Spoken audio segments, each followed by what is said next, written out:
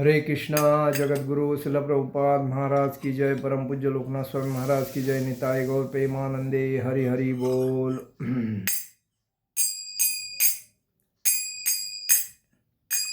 जय राधा माधव कुंज विहारी।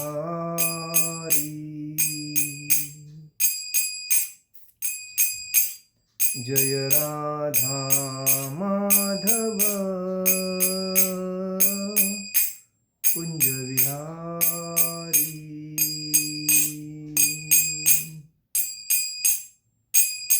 गोपीजन वल्लभ गिरिवरधारी।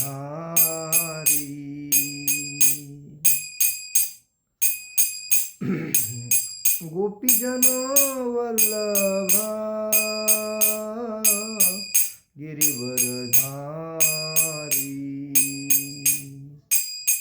यशोदानंदन ब्रज जन रंजन। यशोदानंदन ब्रज जन रंजन। यमुना तीरावनचारी। यमुना तीरावनचारी। जय राधा माधव कुंज विहारी। जय राधा माधव कुंज विहारी। हरे कृष्णा कृष्ण कृष्ण हरे हरे। हरे राम राम राम हरे हरे। हरे कृष्णा कृष्ण कृष्ण हरे हरे। हरे राम राम राम हरे हरे। हरे कृष्णा कृष्ण कृष्ण हरे हरे। हरे राम राम राम हरे हरे। जय ओम विष्णुपाद परमहंस परिव्राजकाचार्य अष्टोत्तर शताभय चरणारविंद भक्ति वेदांत स्वामी शिल प्रभुपाद महाराज की जय। जय ओम विष्णुपाद परमहंस परिव्राजकाचार्य अष्टोत्तर शतशिल भक्ति सिद्धांत सरस्वती ठाकुर शिल प्रभुपाद महाराज की जय। जय ओम विष्णुपाद परमहंस परिव्राजकाचार्य अष्टोत्तर शतशिल गौर किशोर जी बाबा जी महाराज की जय। जय ओम विष्णुपाद परमहंस परिव्राजकाचार्य अष्टोत्तर शतशिल भक्ति विनोद ठाकुर शिल प्रभुपाद महाराज की जय। जय ओम विष्णुपाद परमहंस परिव्राजकाचार्य अष्टोत्तर शतशिल जगन्नाथ जी बाबा जी महाराज की जय। श्री रूप सनातन भट्ट रघुनाथ श्री जीव गोपाल भट्ट दास रघुनाथ छठ गोस्वामी शिल प्रभुपाद महाराज की जय। नामाचार्य शिल हरिदास ठाकुर की जय। प्रेम से कहो श्री कृष्ण चैतन्य अनंत कोटि वैष्णव वृंद की जय। नामाचार्य शिल हरिदास ठाकुर की जय। प्रेम से कहो श्री कृष्ण चैतन्य प्रभु नित्यानंद श्री अद्वैत गदाधर शिवासादि गौर भक्त वृंद की जय। श्री श्री राधा कृष्ण गोप गोपीनाथ श्याम कुंड राधा कुंड गिरि गोवर्धन की जय। मथुरा वृंदावन धाम की जय। मायापुर नवदीप धाम की जय। द्वारका धाम की जय। अयोध्या धाम की जय। जगन्नाथपुरी धाम की जय। बद्रीनाथ धाम की जय। रामेश्वरम धाम की जय। गंगा माई की जय। यमुना माई की जय। तुलसी महारानी की जय। भक्ति देवी की जय। हरिनाम संकीर्तन की जय। समवेद भक्तवृंद की जय। समवेद भक्तवृंद की जय। समवेद भक्तवृंद की जय। श्री श्री गुरु गौरांग की जय। निताय गौर प्रेमानंदे। हरि हरि बोल। ओम नमो भगवते वासुदेवाय। ओम नमो भगवते वासुदेवाय। ओम नमो भगवते वासुदेवाय। नारायणं नमस्कृतं नरो चैव नरोत्तमं देवी सरस्वती व्यासं ततो दयोदीरये। नष्टप्रायेषु भद्रेषु नित्यं भागवत सेवया भगवत उत्तम श्लोके भक्ति भवति नैष्टिकी। कृष्णाय वासुदेवाय देवकीनंदनाय च नंदगोपकुमाराय गोविंदाय नमो नमः। आप सभी का आज हम लोग चर्चा करेंगे भगवान चैतन्य महाप्रभु के आविर्भाव दिन के ऊपर।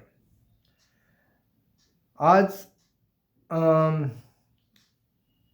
चंद्र ग्रहण और आज के दिन ही चैतन्य महाप्रभु का प्राकट्य दिन है।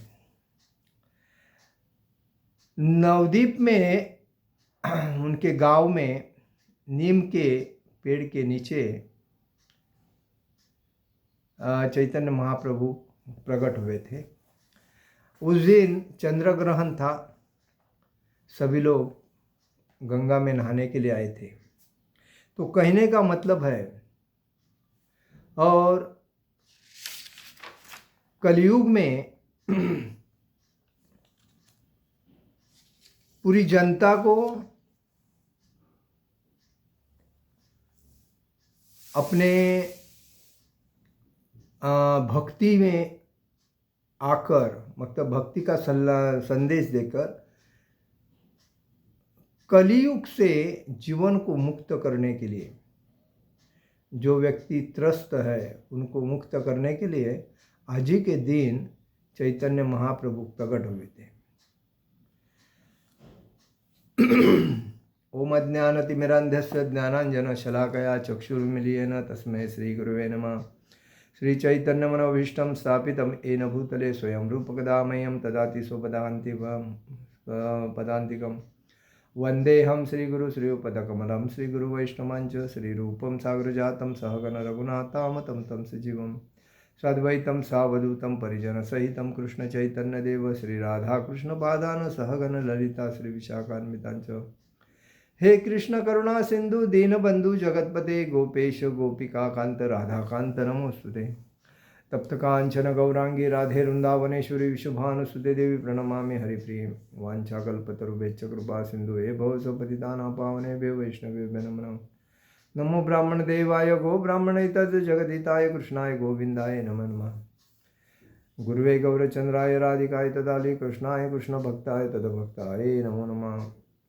नमो विष्णुपादाय कृष्णपेष्टाय भूतले श्रीमते भक्तिवेदांत स्वामिनिति नामिने।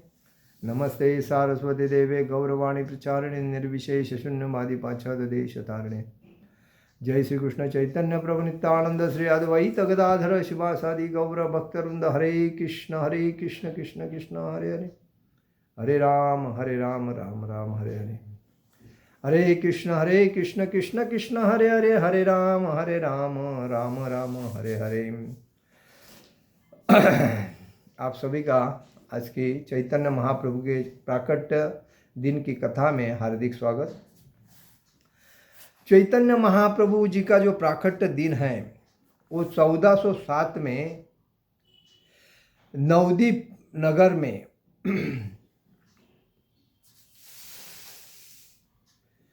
नवद्वीप नगर के श्रीधाम मायापुर के में फाल्गुन पूर्णिमा के संध्या को 1407 में अवतीर्ण हुए, प्रकट हुए।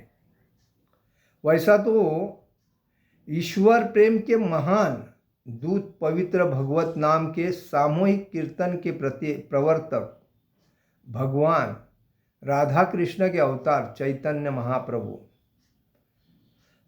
इनका उस दिन चंद्र ग्रहण था, उस दिन प्रकट हुए थे।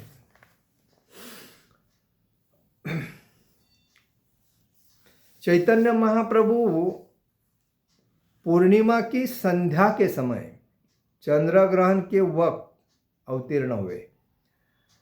उस वक्त हिंदू जनता गंगा या पवित्र नदी में स्नान करने के लिए एकत्र हुई थी। वैदिक मंत्रों का उच्चारण करते हुए उस समय पूर्ण भारत भर हरे कृष्ण महामंत्र का जप चलता था। हरे कृष्ण मंत्र दिव्य ध्वनि का गूंज रहा था। महाप्रभु का आविर्भाव तथा चंद्र ग्रहण की श्री भगवान के विशिष्ट उद्देश्य का एक सूचक है। वैसा उनके पिताजी का जो नाम है वो जगन्नाथ मिश्रा है। वो सिल्हट जिले के ब्राह्मण विद्वान थे। नवद्वीप में आकर उन्होंने शिक्षा संस्कृति आत्मसात किया। नवद्वीप शिक्षा संस्कृति का ये भारत का केंद्र था। माता नवद्वीप के महान विद्वान श्रीमान नीलांबर चक्रवर्ती की पुत्री थी। चैतन्य महाप्रभु की माताजी कौन थी? नीलांबर चक्रवर्ती की पुत्री थी। श्रीमती सची देवी उनका नाम था। ये दोनों गंगा नदी के तट पर निवास करते थे। जगन्नाथ मिश्रा को सचीदेव से कई पुत्रियां हुई, लेकिन कच्ची आयु में वो सबसे छोड़ के चले गए। मतलब छोटे संतान थे जो आगे निमाई, मतलब और लास्ट जो थे, मतलब उनको कच्ची आयु में मृत्यु हुई उनकी पुत्रिया की। लेकिन उनको दो पुत्र बाद में जो हुए, उनका नाम था, एक का विश्वरूप था और दूसरा था श्री विश्वंभर। विश्वंभर ये चैतन्य महाप्रभु हो गए। ये बचपन में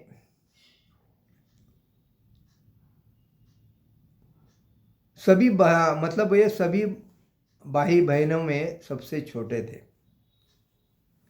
जो आगे जाके निमाई पंडित बन गए। उनका नाम एक निमाई भी था।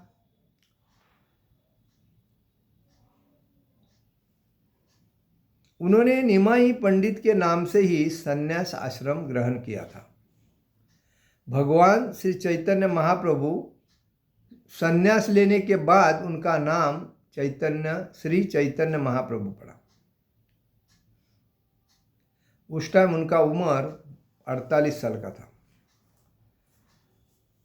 उन्होंने प्रथम 24 वर्ष के तक विद्यार्थी तथा गृहस्थ रूप में नवद्वीप में रहकर अपनी माता सची देवी और उनकी पहली पत्नी जो थी, उनका नाम था लक्ष्मी प्रिया।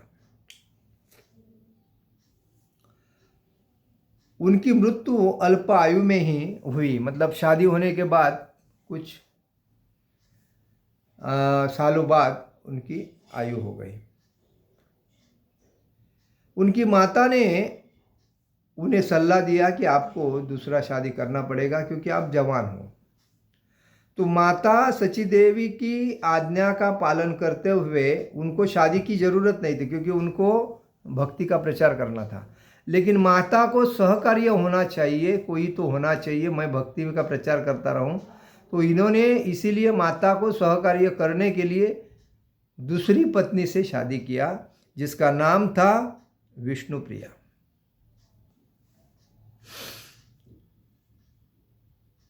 विष्णुप्रिया का उम्र कितना था? 16 वर्ष।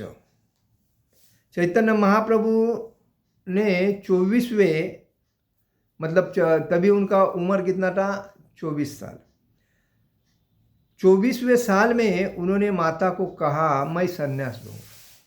तो माता एकदम टेंशन ग्रस्त हो गई। इतनी जवानी में संन्यास लेके आपके पत्नी को कौन संभालेगा? तो उसने कहा नहीं, मैं संन्यास लेके भक्ति का प्रचार करूँगा, क्योंकि मैं ऐसा ही रहूँगा तो मुझे लोग ज़्यादा मान सम्मान के तो अपेक्षा करता रहे, लेकिन मानेंगे नहीं। लेकिन जब मैं संन्यास लेके अगर भक्ति का प्रचार करूँगा तो लोग जानेंगे, मानेंगे और समझेंगे। और इसीलिए उन्होंने उम्र के 24वें साल में उन्होंने अपना ईश्वरपुरी जी से संन्यास ग्रहण किया। तब विष्णुप्रिया और माता को आजीवन अपने स्वामी का वियोग सहना पड़ा। मतलब जवानी में जब कोई अपने पत्नी को छोड़ के संन्यास लेता है तो उस पत्नी को उसका जो मतलब थोड़ा वेदना होती है, लेकिन वो बाद में मतलब भगवान की भक्ति में तल्लीन होने से वो सफल हो जाती है। तो जब शादी करने के बाद पति जब भक्ति करता है, उसका आधा श्रेय पत्नी को भी मिलता है। तो उसके बाद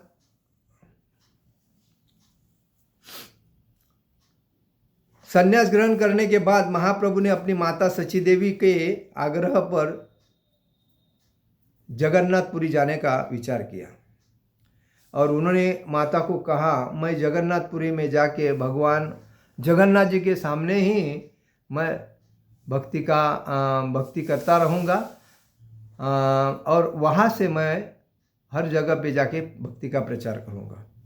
तो उस टाइम उन्होंने जगन्नाथपुरी को ही अपनी कर्मभूमि बनाया और 24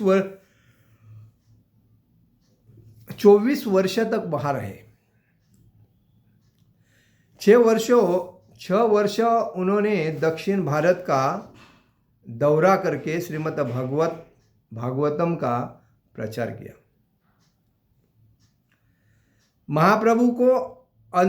महाप्रभु का अंतिम उद्देश्य मनुष्य को समस्त धार्मिक कृत्यों विधिया को त्याग कर भगवान श्री कृष्ण एकमात्र पूजनीय स्वामी के रूप में स्वीकार करना चाहिए। भगवान चैतन्य महाप्रभु ने लोगों को क्या उपदेश दिया कि मनुष्य को समस्त धार्मिक कृत्यों को विधियों को त्याग करना चाहिए। मतलब इसकी भक्ति करो, उसकी भक्ति करो, ये देवता वो देवता 33 कोटि देवता को त्याग करो और उसमें सबसे श्रेष्ठ कौन है? तो भगवान कौन है? पूर्ण पुरुषोत्तम भगवान श्री कृष्ण की भक्ति में समाविष्ट होना चाहिए। एकमात्र पूजनीय कौन है? कृष्ण, भगवान कृष्ण।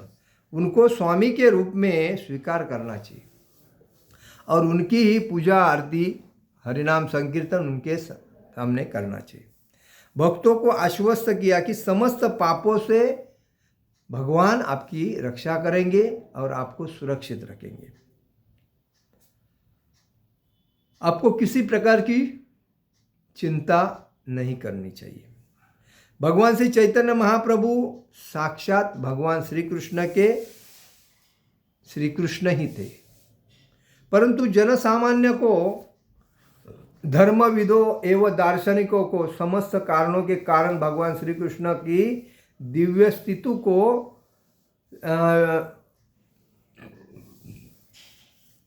मतलब भगवान श्री कृष्ण राधा कृष्ण के भक्ति का दिव्य स्थिति के भक्ति का उपदेश देने के लिए चैतन्य महाप्रभु एक महान भक्त के रूप में ब्रजभूमि वृंदावन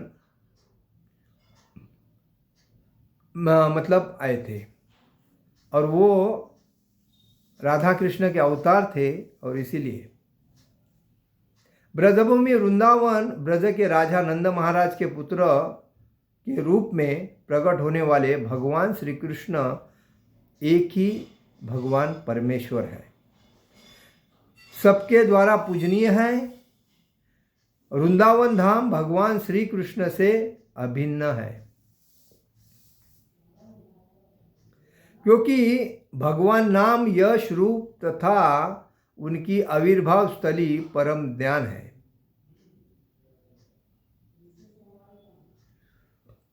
भगवान से अभिन्न है मतलब जैसा गोलोक वृंदावन है वैसा ही वृंदावन है, उसमें कोई फर्क नहीं है। महाप्रभु इस प्रक्रिया की स्तुति पूजा सर्वोत्तम विधि के रूप में करते हैं। मतलब जब वृंदावन में महाप्रभु आते थे तो उसकी पूजा जैसा वृंदावन धाम गोलोक धाम है वैसा ही उसको समझ के उसकी पूजा अर्चा करते थे।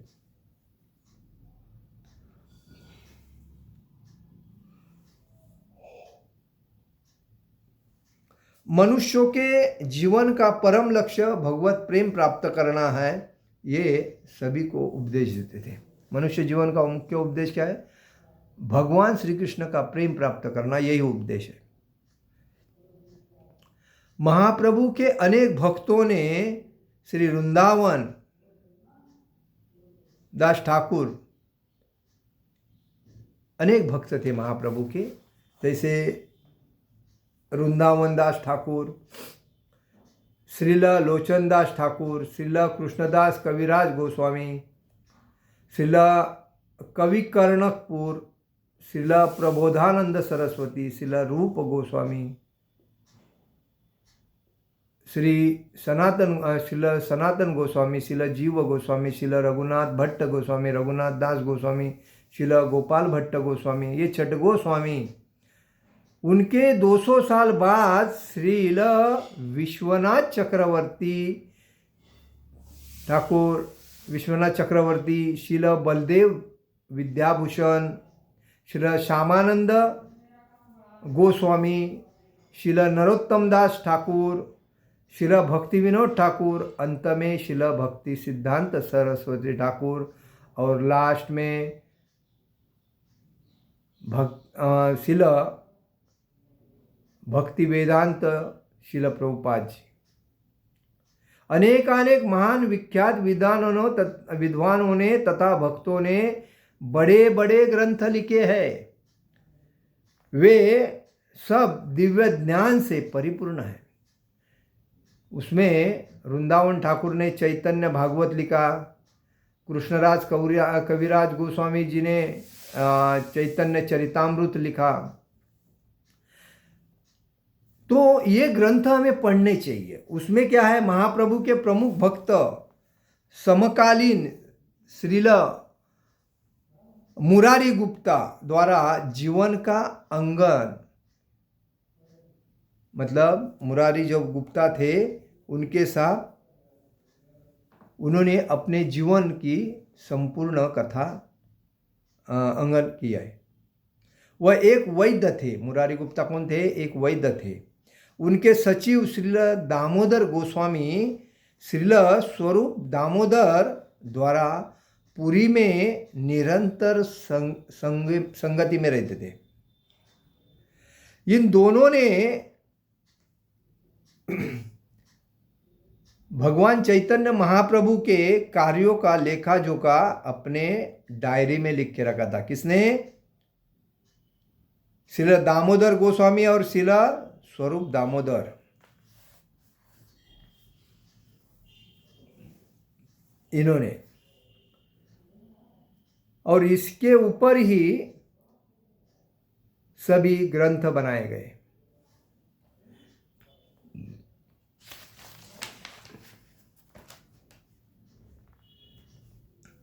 चैतन्य महाप्रभु अपनी माता के गोद में जब छोटे थे तभी लड़कियां उनको रुलाने में और फिर पवित्र नाम के जप द्वारा चुप कराने में आनंद लेती थी। जैसा चैतन्य महाप्रभु जब छोटे थे तो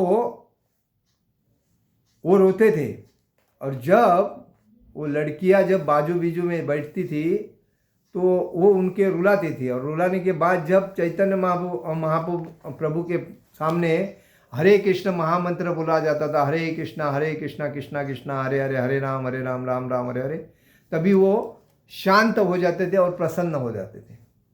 महाप्रभु का जन्म उनके पिता के घर के आंगन में नीम के वृक्ष के नीचे हुआ था, इसीलिए उनके नाम निमाई रखा था।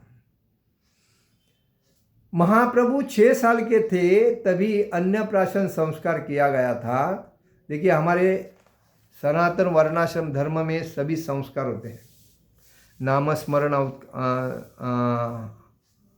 गर्भधारण संस्कार, नाम स्मरण संस्कार, उसके बाद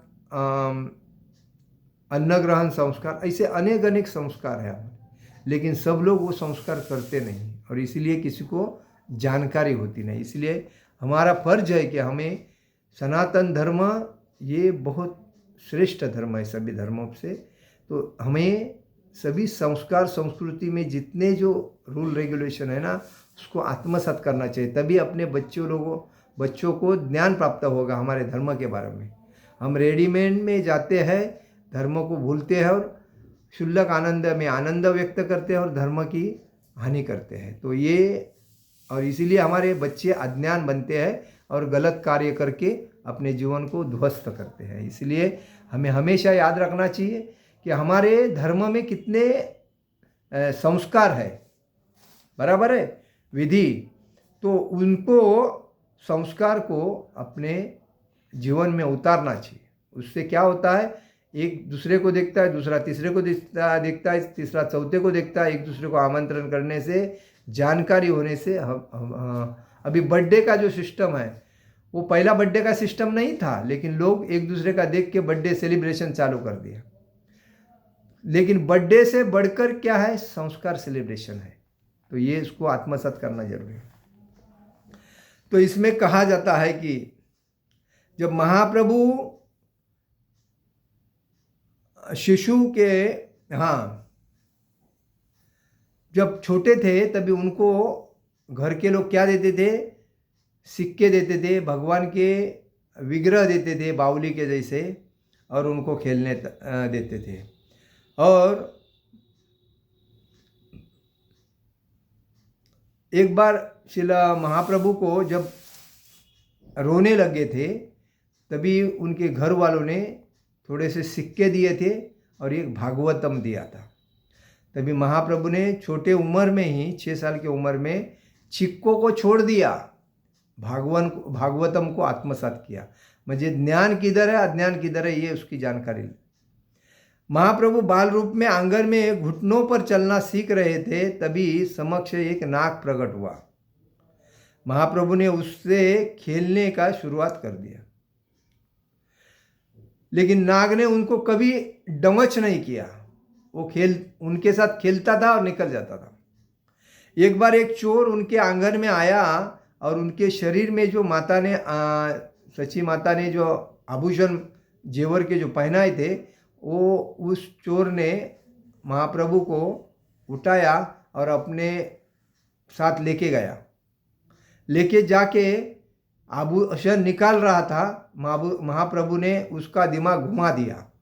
तो घुमा के वो घूम घूम के वापिस जिधर था उधर लाके छोड़ दिया।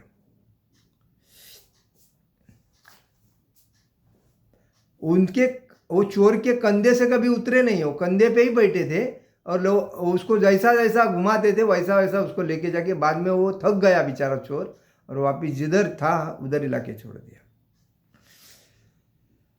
एक बार ब्राह्मण तीर्थयात्री भगवान को भोग अर्पित कर रहा था, तो महाप्रभु ने छोटे उम्र में जब 6 साल के थे तो उन्होंने कहा, मैं ये भोग है वो भगवान को मत अर्पण करो, मुझे अर्पण करो। तो ब्राह्मण एकदम आश्चर्य हो गया, अरे भगवान को अर्पण करना है, तेरा तू क्या भगवान है, ऐसा पूछने लगा। तो उन्होंने बोला, हाँ मैं भगवान हूँ। लेकिन वो तो आश्चर्य हो गया, वो ब्राह्मण ने भगवान को भोग लगाया लेकिन चैतन्य महाप्रभु को दिया नहीं। तो बाद में क्या हुआ, अगले दिन भी भोग बनाया और अर्धरात्रि के समय में जब घर के सभी लोग सो गए तो ब्राह्मण ने अपने द्वारा तैयार किया विशिष्ट भोग श्री विग्रह को अर्पित किया। उस टाइम बालक ने पूर्ववत प्रकट होकर उस भोग को झूठा कर दिया। मतलब जब ब्राह्मण ये बालक मानता नहीं, इसलिए पहला जब भोग लगाया तो चैतन्य महाप्रभु ने उठाया। उसके बाद बोला ये बालक मानता नहीं, इसलिए रात को बना के उसने ऑफर किया भगवान को। तो चैतन्य महाप्रभु बालक थे, उठ के वापस ग्रहण कर लिया। उसके बाद उस ब्राह्मण ने अपने द्वारा तैयार किया विशिष्ट भोग विग्रह को अर्पण किया। उस बालक ने पूर्ववत प्रकट होकर वापस भोग झूठा कर दिया। तो ब्राह्मण रोने लगा। उस रोना किसी ने सुना नहीं। उस समय बालरूप भगवान के रूप में भगवान चैतन्य महाप्रभु उस भाग्यवान ब्राह्मण के समक्ष प्रकट हुए और भगवान श्री कृष्ण के रूप में उन्हें दर्शन दिया और ब्राह्मण को कहा किसी से नहीं कहना बोलकर अपनी माता के पास चले गए। मतलब ब्राह्मण के समक्ष भगवान श्री कृष्ण का बाल रूप लेकर वो प्रकट होके उनको आश्चर्य होगा, अरे ये भगवान है। तो उन्होंने कहा अभी किसी को ये बात बोलना मत, आप खुद में रखो। एक बार महाप्रभु गंगा स्नान करने आते, जब ब्राह्मण ने उनके पिता से शिकायत की कि वे पाठशाला नहीं जाते हैं, चैतन्य महाप्रभु पाठशाला नहीं जाते हैं, तो शिकायत करने के बाद उनके ऊपर पानी फेंकते हैं, तब वह पिता के सामने स्कूल की वेशभूषा में पुस्तक लिए प्रकट हो गए, मानो स्कूल से अभी आया हूँ। एक बार स्नान में घाट में पड़ोसी की लड़कियां अच्छा पति पाने के लिए उद्देश्य से शिवलिंग की पूजा कर रही थी, शिवलिंग में व्यस्त रहती थी। तभी बालपन में महाप्रभु वहाँ चंचलतापूर्वक उनके समक्ष प्रकट हुए और कहने लगे, आपको अच्छा पति चाहिए, मेरी पूजा करो। तो उन्होंने कहा, मेरी बहनों, मेरी प्रिय बहनों, तुम शिव की भेंट के लिए शिव के भेंट के लिए जो कुछ लाई हो वो मुझे अर्पण कर दो, मुझे दे दो। शिव मेरे भक्त है, पार्वती मेरी सेविका है। यदि तुम मेरी सेवा करोगे तो सभी देवता तुम पर और तुम्हारी ओर प्रसन्न होंगे। नटखट गोपियों को आज्ञा न मानने से, जब ये गोपियाँ जब आज्ञा नहीं मानती थी चैतन्य महाप्रभु का, तभी वो श्राप देते थे। क्या श्राप देते थे? आपको रुद्ध पति मिलेगा। तब कुमारियाँ सामग्री अर्पित करती, तब आशीष देते थे। जब वो लड़कियाँ भगवान चैतन्य महाप्रभु को भोग ऑफर करते थे, तभी वो उनको आशीर्वाद देते थे, आपको सुंदर युवा पति के रूप में मिलेगा। जब महाप्रभु 16 साल के हो गए तो उन्होंने अपनी चतुष्टाटी ग्रामीण पाठशाला आरंभ की। चतुष्टाटी ग्रामीण पाठशाला आरंभ की। वे इस पाठशाला में व्याकरण पढ़ाते थे और भगवान श्री कृष्ण की व्याख्या करते थे। तभी महाप्रभु को प्रसन्न करने हेतु श्री जीव गोस्वामी ने एक संस्कृत व्याकरण किया। उसमें सारे नियमों व पवित्र नामों के उदाहरण द्वारा प्रचलित हरिनाम अमृत व्याकरण बंगाल की शाला में उन्होंने लिखा। अभी भी बंगाल की शाला में उसको पढ़ाया जाता है। एक समय केशव काश्मीरी एक महान काश्मीर पंडित था। शास्त्रों पर शास्त्रार्थ करने नवद्वीप में आया था। वह दिग्विजयी था। केशव काश्मीरी कौन अतिशय उत्कृष्ट होशियार व्यक्ति था और उसका कोई मुकाबला नहीं कर रहा था। तो भारत के सभी विद्या केंद्रों का भ्रमण कर चुका था उस। तो नवद्वीप में पंडितों से शास्त्रार्थ करने आया था। मतलब भारत के सभी विद्यापीठ में उसको कोई हरा नहीं सका। तो वो खुद को इतना उसको अहंकार हुआ था, मेरे जैसा कोई प्रतिष्ठित और ज्ञानी कोई है ही नहीं, केशव काश्मीरी पंडित। तो एक दिन क्या हुआ, तभी नवद्वीप के पंडितों ने प्रतियोगिता में निमाई पंडित को प्रस्तुत करने का निश्चय किया। तो काश्मीरी पंडित को कहा कि आप इतने श्रेष्ठ हैं और आप इतने ज्ञानी हैं, तो हमारे पास एक छोटा बालक है 16 साल का, तो उस 16 साल के बालक के साथ आप भक्ति के ग्रंथों के बारे में और शास्त्रार्थ के बारे में आप कंपटीशन कर सकते हो।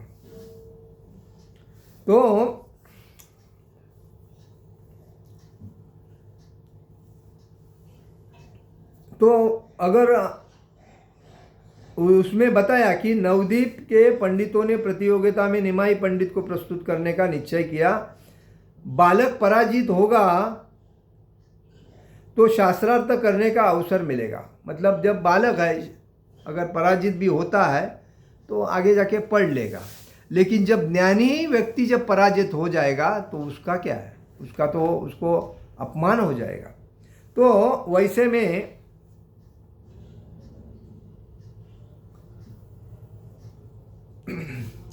निमाई से काश्मीरी पंडित पराजित, मतलब एक अगर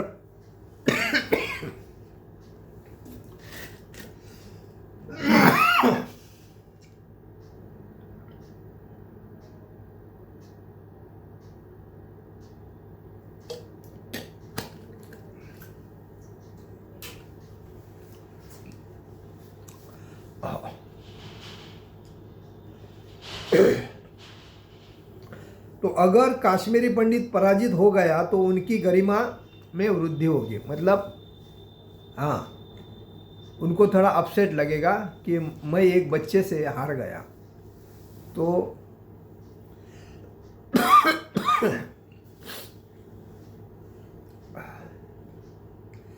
तो गंगा के तट पर घूमते हुए निमाई की भेंट काश्मीरी पंडित से हो गई। तभी निमाई ने उन्हें गंगा की प्रशंसा में संस्कृत में एक श्लोक रचने को कहा।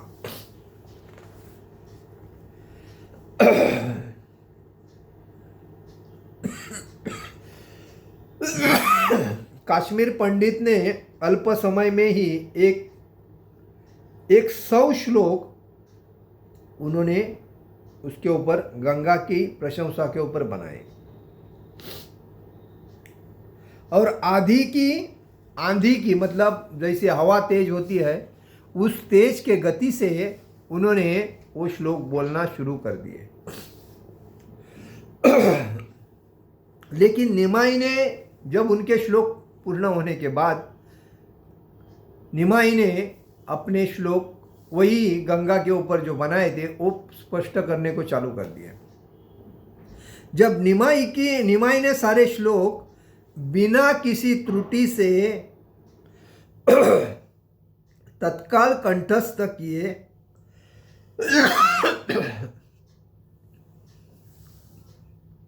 और उनके सामने प्रस्तुत किए। 64 श्लोक, उनका जो 64वां श्लोक था उसमें निमाई ने त्रुटियां निकाली। भवानी भूर्तु शब्दों को आपत्ति जताई, यह शब्द अयोग्य है।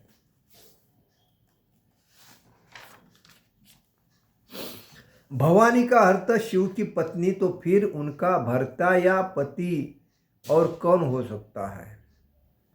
और भी उनके त्रुटियां दिखाई जिससे काश्मीरी पंडित आश्चर्यचकित हो गए, वो स्तब्ध हुए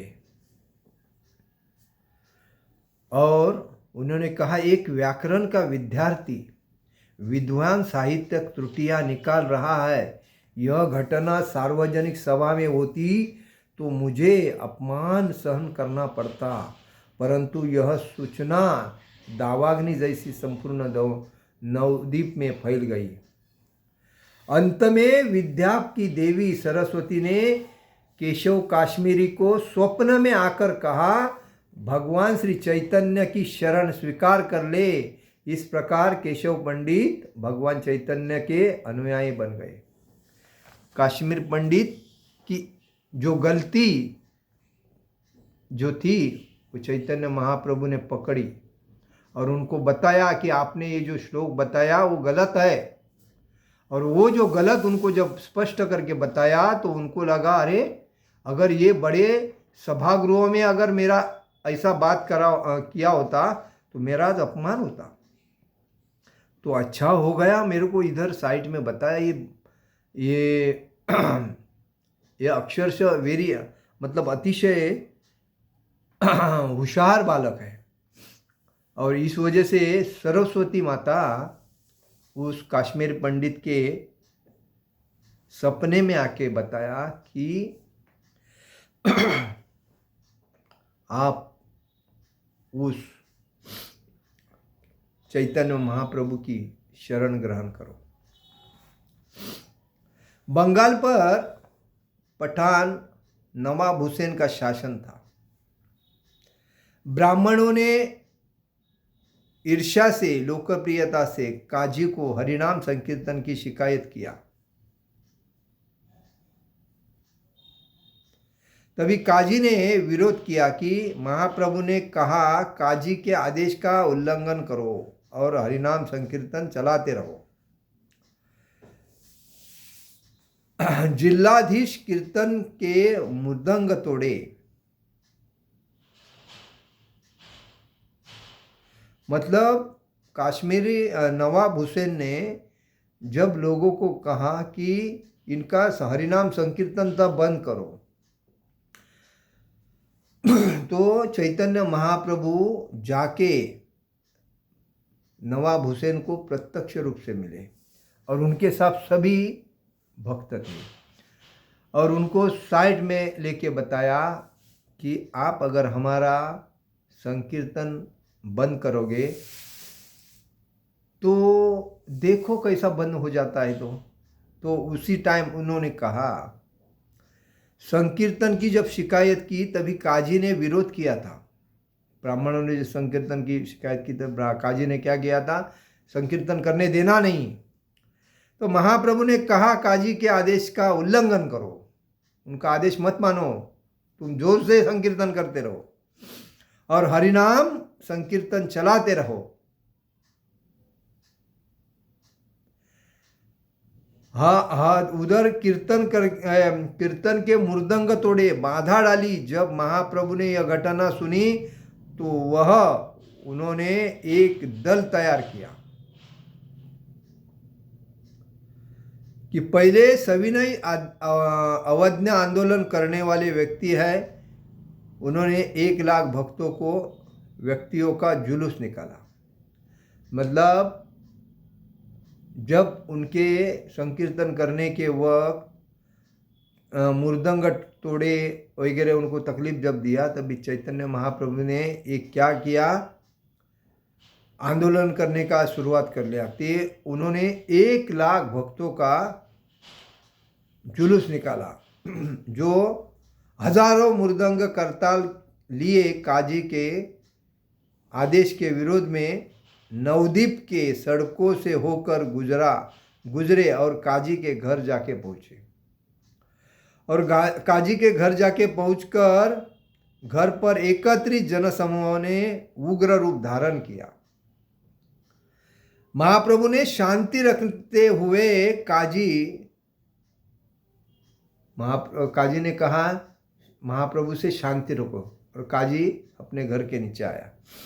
महाप्रभु को अपना भांजा कहकर शांत करने लगा।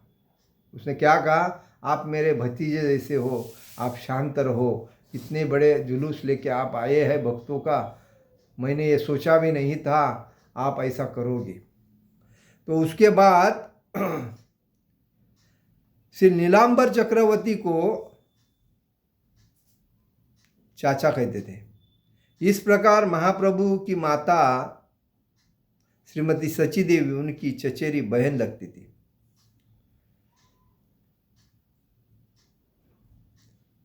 काजी ने कहा कि मतलब चैतन्य महाप्रभु की माता को काजी ने अपनी बहन मानी और उनकी बहन का लड़का अपने मामा पर क्रुद्ध हो सकता है। महाप्रभु ने कहा यदि काजी मामा है तो अपने द्वार पर अपने भांजे का स्वागत करे। महाप्रभु ने कहा अगर आप मेरी माँ को बहन मान रहे हैं, मेरे को भतीजा मान रहे हो, तो अपने द्वार पे आया है उसका आदर करो।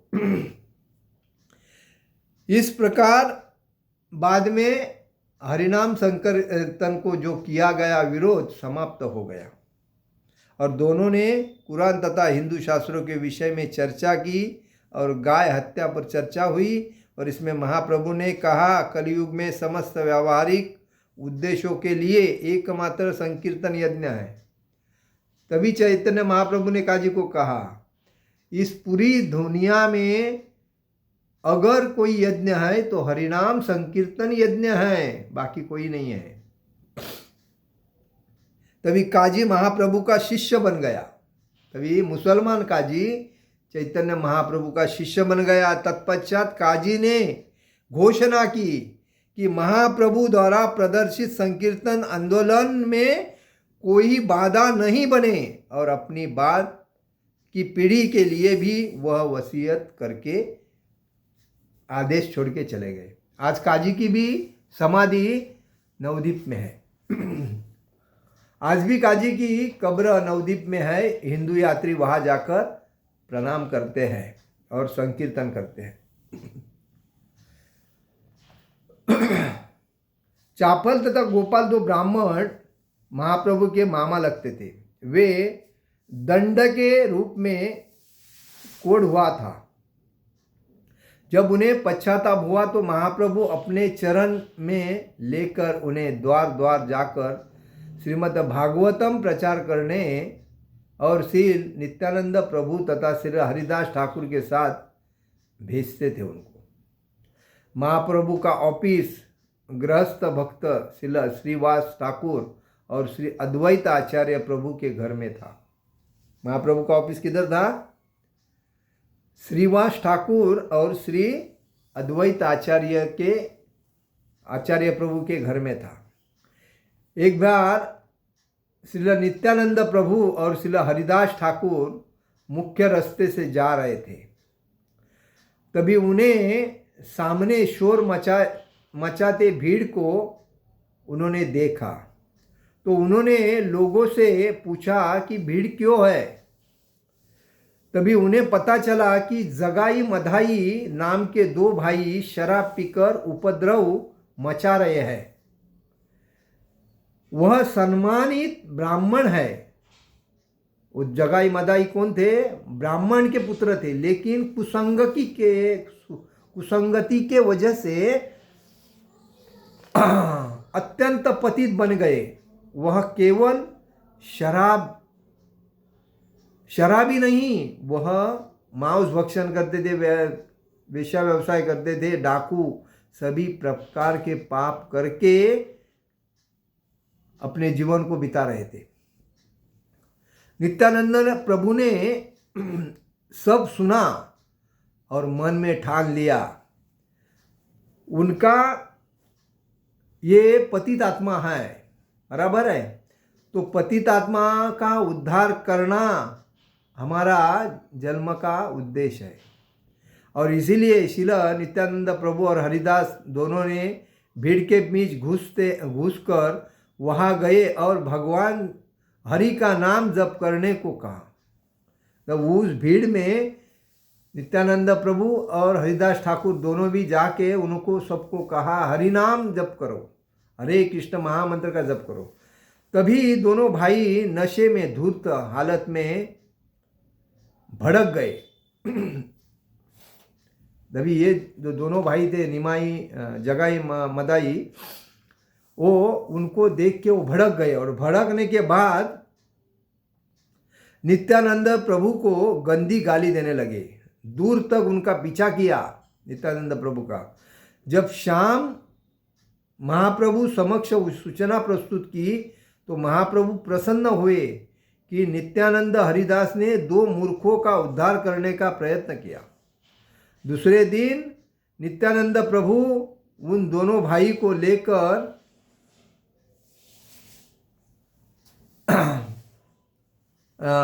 दूसरे दिन नित्यानंद प्रभु और हरिदास ठाकुर उन दोनों भाई को मिलने गए। तो नित्यानंद प्रभु के सर पर मिट्टी का बर्तन का टुकड़ा जगाई मदाई ने मारा।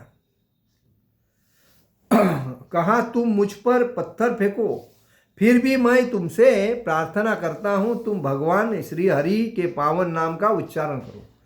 नित्यानंद प्रभु ने उन्हें क्या कहा, आप मुझे पत्थर मारो, कुछ भी करो, लेकिन आप जो कुसंगति से, आप जो नशे में तल्लीम हो, तो उससे बाहर आने के लिए मैं आपसे विनंती करता हूं, आप हरि का नाम ले लो, हरे कृष्ण महामंत्र बोलो। तो तुम मुझ पर पत्थर फेंको, फिर भी मैं तुमसे प्रार्थना करता हूं कि तुम श्री हरि के पावन नाम का उच्चारण करो। तभी जगाई श्रील नित्यानंद प्रभु के आचरण को देखकर आश्चर्यचकित हो गए और तुरंत उनके पैरों पर गिर गए और अपने पापी भाई को क्षमा करने की विनंती करने लगे। माधाई ने जब नित्यानंद प्रभु के ऊपर दूसरी बार प्रहार किया, तब महाप्रभु को जब पता चला कि माधाई ने नित्यानंद प्रभु के ऊपर पत्थर मार के उसको पूरा रक्त बंबाळ किया है, तो चैतन्य महाप्रभु ने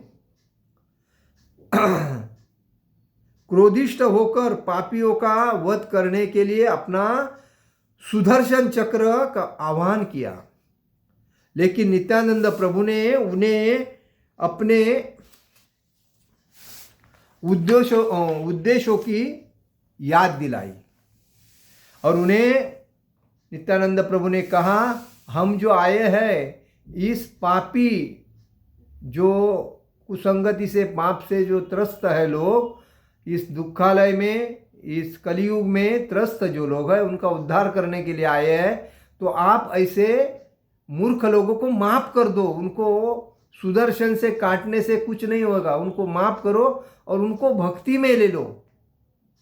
तो यदि याद दिलाई कि उन्हें माफ करने के लिए कहा, तभी दोनों भाई महाप्रभु के चरण कमलों में गिर पड़े और अपने अभद्र आचरण के लिए क्षमा मांगने लगे। महाप्रभु नित्यानंद प्रभु उन्हें माफ करके उन्होंने अपने सभी पाप कर्मों को छोड़कर महाप्रभु के वचन आत्मसात किए और भक्ति का प्रचार करने के लिए वो तैयार हो गए। एक बार श्रीवास ठाकुर के घर में संकीर्तन था। जब संकीर्तन चरम सीमा पार किया, तभी महाप्रभु भक्तों से कहा, क्या भोजन ग्रहण करना चाहते हो? जब बताया गया कि आम ग्रहण करना चाहते हैं, क्या किया? श्रीवास ठाकुर के घर में जब भक्तों का संकीर्तन चल रहा था, तभी चैतन्य महाप्रभु ने क्या कहा, क्या आप भोजन ग्रहण करना चाहते हो? जब बताया गया आम ग्रहण करना चाहते हो, तो महाप्रभु ने एक गुठली आंगन की मंगवाई, एक आम की गुठली आंगन की मंगवाई। और आम का ऋतु नहीं था, मतलब, लेकिन आम की गुठली को श्रीवास के आंगन में जमीन में लगाया और तुरंत उसे बीज आया और एक पौधा बना और देखते देखते पौधे में से एक पूर्ण विकसित आम का वृक्ष रूप धारण किया। जो भक्त आम खाने के इच्छुक थे, उससे ज़्यादा उस आम के पेड़ को आम लगे और ज़्यादा फलों के भार से पेड़ झुका हुआ था। भक्त अपने इच्छा अनुसार फल प्राप्त कर रहे थे। मतलब ये कितना बहुत बड़ा लीला है। जब चैतन्य महाप्रभु ब्रजभूमि वृंदावन की गोपियों में भगवान श्री कृष्ण की प्रति अति प्रेम था, उसके प्रति महाप्रभु के हृदय में अतिशय आनंद था। महाप्रभु ने श्री कृष्ण नाम संकीर्तन के बजाय गोपियों का नाम संकीर्तन करने लगे। उस समय कुछ विद्यार्थी शिष्य थे, वह महाप्रभु के ऊपर बराबर थे। कोई, मतलब, चैतन्य महाप्रभु ने कहा कि वृंदावन की जो गोपियाँ थी, राधा के साथ वो बहुत भगवान कृष्ण से प्रेम करते थे। तो उन्होंने कहा तो वो गोपियों के नाम का संकीर्तन करने लगे। तो उस समय उनके कुछ विद्यार्थी शिष्य जो थे, वो महाप्रभु के ऊपर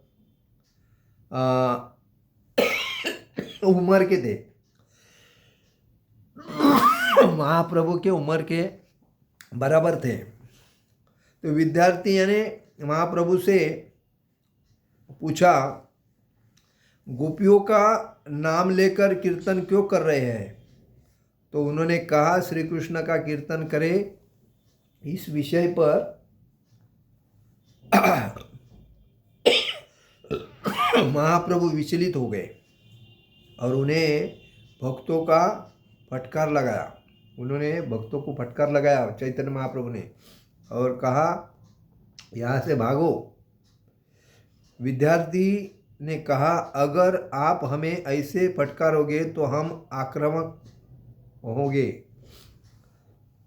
तभी महाप्रभु ने विचार किया, समाज में विद्यार्थी, प्राध्यापक, सकामकर्मी, योगी, अभक्त, विभिन्न प्रकार के नास्तिक लोग भगवान के भक्तिमय सेवा के विरोधी होते हैं।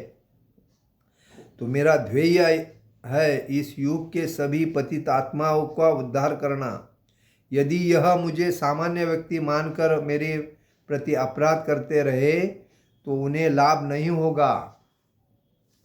आध्यात्मिक जीवन का प्रारंभ करना है तो मुझको नमस्कार करना होगा, है तो उन्हें मुझको नमस्कार करना होगा। इस प्रकार महाप्रभु ने अपने मन में ठान लिया कि मुझे संन्यास ग्रहण करना है और इसी वजह से उन्होंने निश्चय किया कि मुझे संन्यास ग्रहण करना है। तो उसके बाद संन्यास ग्रहण करके चैतन्य महाप्रभु 18 साल तक जगन्नाथपुरी में थे और उनका वो जो